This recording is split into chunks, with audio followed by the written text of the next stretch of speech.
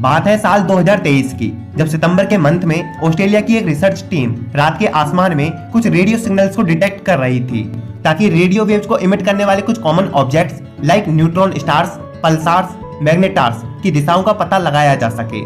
तब अचानक उन्हें स्कूटम कॉन्स्टेलेशन से एक ऐसा मिस्टीरियस रेडियो सिग्नल आता हुआ दिखाई दिया जो किसी भी नॉन ऑब्जेक्ट से मेल नहीं खा रहा था, क्योंकि यह सिग्नल लगातार 5 मिनटों तक फ्लैश करता रहता और फिर अचानक से गायब होकर ठीक 22 मिनट के बाद वापस लौट आता।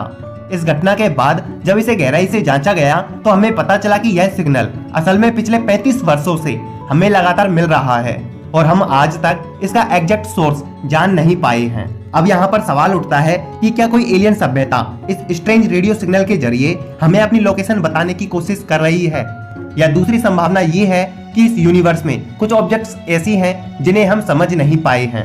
लेकिन इसके पीछे का असल कारण क्या है और क्यों ये सिग्नल्स एलियंस द्वारा भेजे गए हैं माना जाता है, जानेंगे आज के इस एपिसोड में। सो हेलो गाइस, मैं हूँ सूरज।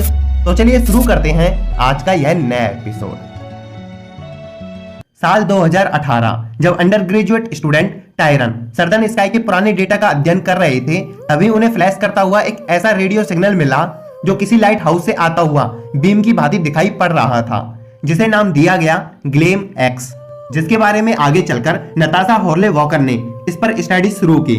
लेकिन वे कोई खास जानकारी इस सिग्नल के बारे में जुटा नहीं पाई।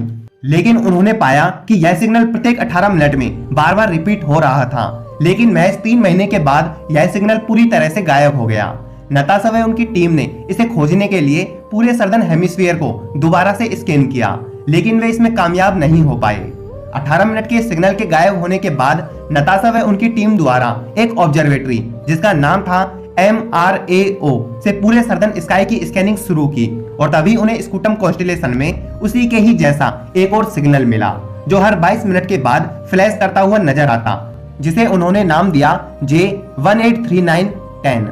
आपको बता दें, अचानक खोजे गए इस सिग्नल को सबसे पहले साल 1988 को इंडिया और अमेरिका के रेडियो टेलीस्कोप खोज चुके थे, लेकिन तब यह सिग्नल हमसे कहीं मिस हो गया। इसके पुराने आंकड़ों पर यदि हम नजर डालें तो हमें पता चलता है कि यह असल में पिछले 35 वर्षों से हर 22 मिनट में लगातार फ्लैश होता है, और जब यह ब्लिंक करना शुरू करता है तो शुरुआती 5 मिनट में यह स्ट्रॉन्ग रेडिएशन एमिट करता है, जो कि हमारे लिए अच्छा है, क्योंकि इससे हम उसके सोर्स के बारे में पता लगा सकते हैं कि वो हमसे कितना दूर मौजूद है। रिजल्ट में हमें पता चला कि यह सोर्स पृथ्वी से करीब 15,000 लाइट ईयर्स दूर मौजूद है। अब बस यह पता लगाना बाकी था कि आखिर वो है क्या। इसे पता लगाने के लिए जितने भी नॉन ऑब्जेक्ट्स जो रेडिएशन को एमिट करते हैं उसके साथ इस सिग्नल को मैच करना शुरू किया, और अच्छी बात यह रही कि उन्हें पुराने डेटा और सिग्नल में समानताएं नजर आई।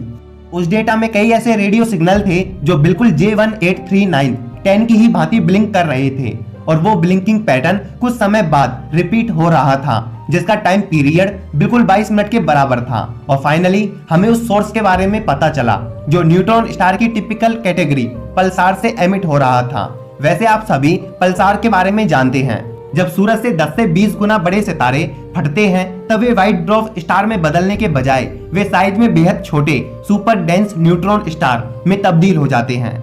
अब यहाँ पर कुछ न्यूट्रॉन स्टार का मैस इतना ज्यादा होता है कि ग्रेविटी के कारण उनका मैटर अपने ही अंदर कोलैप्स कर जाता है और उनकी साइज और भी ज्यादा छोटी हो जाती है। अब यहाँ पर यही सितारा पल्सार कहलाता है, जिसके अंदर न्यूट्रॉन्स, इलेक्ट्रॉन्स और प्रोजिट्रॉन्स में डिके हो जाता है और उसके सुपर सरफेस पर वे तेजी से घूमने लगते हैं। और हम जानते हैं कि मूविंग इलेक्ट्रिक फील्ड से मैग्नेटिक फील्ड जनरेट होता है, जो कि चार्ज हुए पार्टिकल से अपनी एनर्जी को रेडियो वेव्स के रूप में स्टार्स बाहर फेंक देते हैं। साथ में ये अपनी एक्सिस पर रोटेशन भी करते रहते हैं, जो हमें धरती से ब्लिंक के रूप में दिखाई पड़ती है।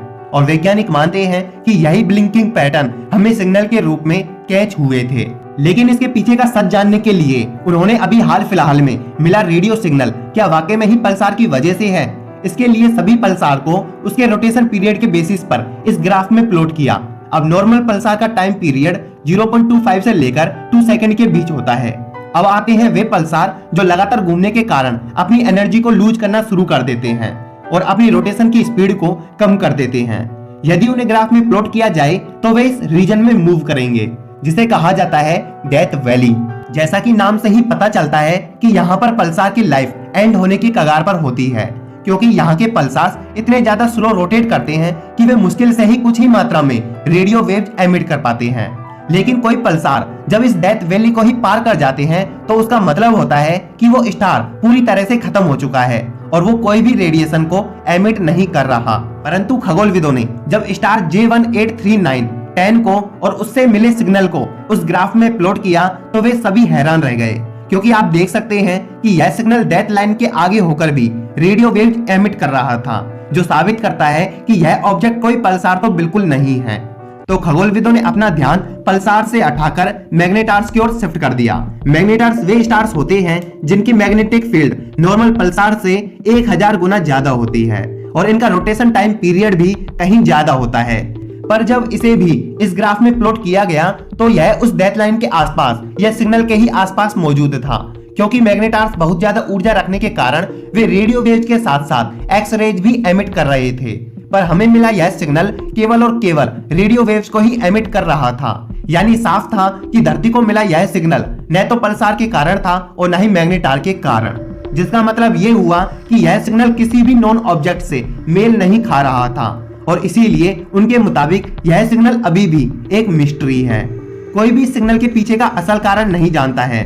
कुछ वैज्ञानिक इस सिग्नल को एलियन का बताते हैं, कुछ मानते हैं कि यह सिग्नल एलियंस द्वारा मदद की गुहार है, लेकिन असल सच कोई नहीं जानता। आप इस सिग्नल के बारे में क्या सोचते हैं? हमें अपनी राय कमेंट में जरूर से जरूर बताना। ऐसी ही वीडियोज के लिए इस प्लेलिस्ट पर क्लिक कर दें। यदि आप हमसे दोस्ती या हमें सपोर्ट करना चाहते हैं तो इस चैनल लोगो पर क्लिक कर हमें सब्सक्राइब कर दें। Thanks for watching.